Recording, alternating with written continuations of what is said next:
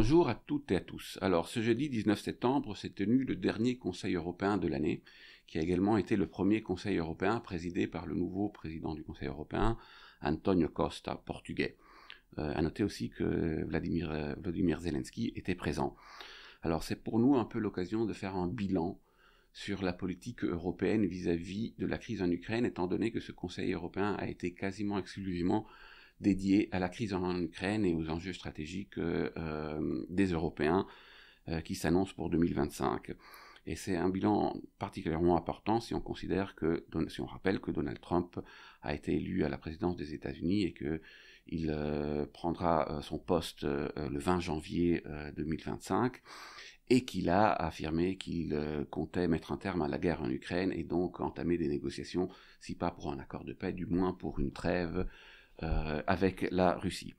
Alors, lors de ce Conseil européen, Zelensky a clairement admis que son pays n'était plus en mesure de récupérer les territoires qu'il a perdus et qui ont été conquis par la force par la Russie. Il l'a clairement admis, et en même temps, lors d'une conférence de presse, de la conférence de presse annuelle de Vladimir Poutine, qu'il tient chaque année en décembre, Vladimir Poutine a ouvert la porte à de possibles négociations, bien qu'il soit resté un peu ambigu sur ce point. Mais il semblerait qu'il soit disponible à négocier. Donc le moment tant attendu pour qu'il y ait des négociations pour mettre un terme au combat semble être arrivé. Par rapport à cela, on peut tirer une première leçon pour les Européens. Et cette première leçon est que les clés du conflit de la guerre en Ukraine n'ont jamais été ni à Bruxelles, ni à Paris, ni à Londres, ni dans une autre capitale européenne. Ces clés du conflit ont toujours été à Washington et en partie également à Moscou, comme à l'époque de la bonne vieille guerre froide. Alors, les négociations qui s'annoncent sont le produit de l'effet Trump. Avant même que Donald Trump siège à la Maison-Blanche, parce que, comme on l'a dit, il prendra fonction le 20 janvier 2025, les Européens se sont mis en ordre de bataille pour affronter la nouvelle réalité qui se présente à elle, qui est celle des négociations. Donc une nouvelle réalité qui n'ont en réalité pas déterminée.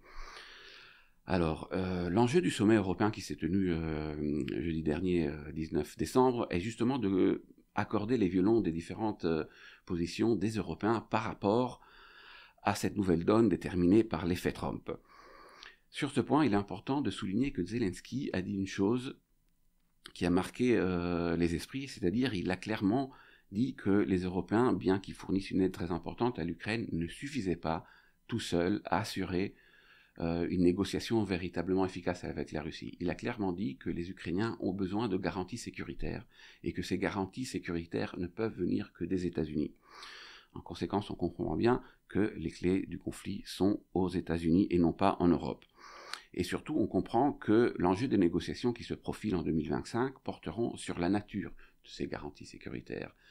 Parce que la Russie de Poutine exclut catégoriquement toute possible adhésion de l'Ukraine à l'OTAN, et les États-Unis eux-mêmes sont très sceptiques par rapport à l'idée que l'Ukraine puisse adhérer à l'OTAN, et l'Allemagne aussi d'ailleurs.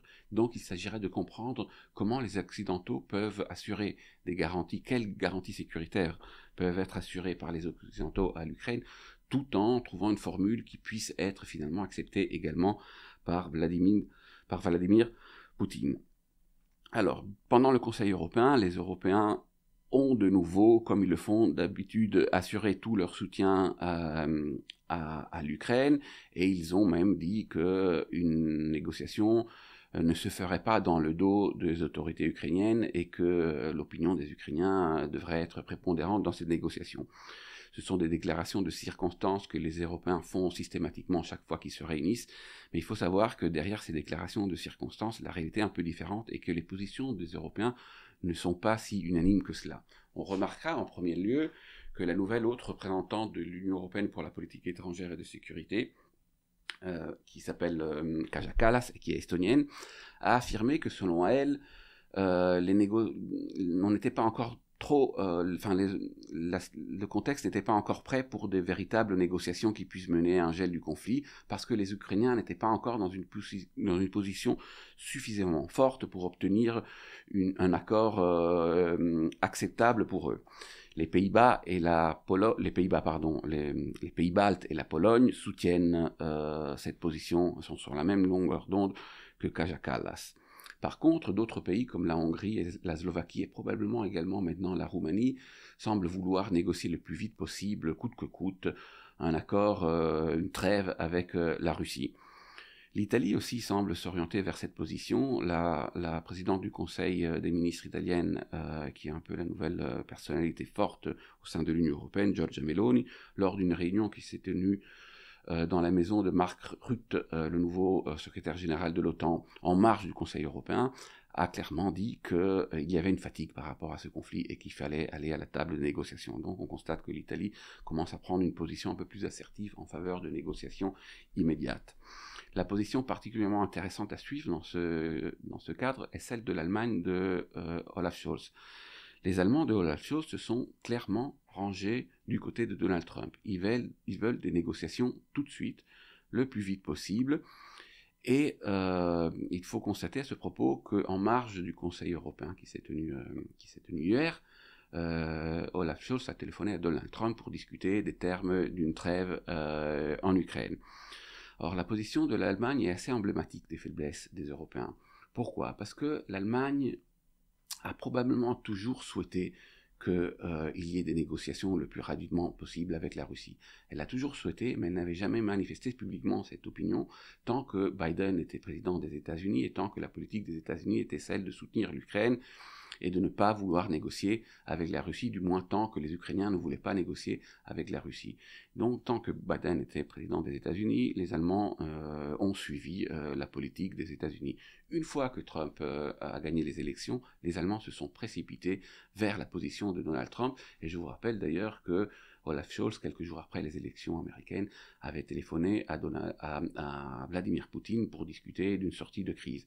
Donc on comprend bien que la politique étrangère allemande, du moins dans le cadre du conflit ukrainien, mais même dans d'autres théâtres de crise, en réalité, est finalement un copier-coller de la position américaine. Les Allemands attendent de voir comment se positionnent les Américains et ils ont ensuite une position suiviste par rapport à la position américaine. Ce qui est bien emblématique de l'incapacité des Européens à avoir une position assertive et une position propre par rapport aux enjeux sécuritaires qui pourtant les concernent directement. Dans tout ce contexte-là, Français et Britanniques qui veulent soutenir de manière un peu plus ferme les Ukrainiens vont devoir s'accommoder. Ils vont sans doute essayer de compenser la réduction d'aide américaine à l'Ukraine qui suivra la prise de pouvoir de Donald Trump, mais la question qui se pose est de comprendre s'ils ont les moyens budgétaires et militaires pour pouvoir remplacer, substituer au rôle des États-Unis. La réponse est probablement qu'ils n'ont pas ces moyens budgétaires et militaires. En tout cas, toutes ces divisions, ou ces nuances qu'il y a entre les positions des Européens sur la crise ukrainienne, finalement, comptent peu, importent peu. Pourquoi ? Parce que ce sera Donald Trump qui décidera ce qui va se passer, c'est lui qui va donner le coup d'envoi aux négociations, et les Européens devront à un certain moment s'adapter à cette nouvelle donne et mettre en œuvre ce qui sera décidé à Washington et à Moscou. Alors, qu'est-ce qui pourrait se passer une fois que les négociations seront entamées, si celles-ci aboutissent ? Il est possible, comme Donald Trump a déjà fait comprendre, que les Européens puissent déployer une mission de maintien de la paix très importante. On parle de 40 à 50 000 hommes. S'il y aura 40 à 50 000 hommes sur le terrain, ça veut dire qu'il faudra mobiliser au moins 100 000 hommes parce qu'il y a besoin d'assurer un turnover des soldats sur le terrain. Donc une mission de maintien de la paix tout au long du front ukrainien pour assurer que la trêve puisse tenir. Mais avant cela, pour savoir ce qui va se passer exactement, il faudra de nouveau, je le répète, attendre que Donald Trump s'installe à la Maison-Blanche et donne le coup d'envoi à ces négociations. En attendant, je vous suggère de lire un excellent article qui est écrit par Louis Souverbi et qui a été publié sur le site de l'ERIS qui s'intitule « Sécurité européenne, la guerre en Ukraine et le jour d'après » et qui résume plus ou moins la situation par rapport à laquelle les Européens se retrouvent dans cette nouvelle donne qui est celle d'une négociation pour une trêve et de l'accès au pouvoir de Donald Trump dans le contexte européen. Merci.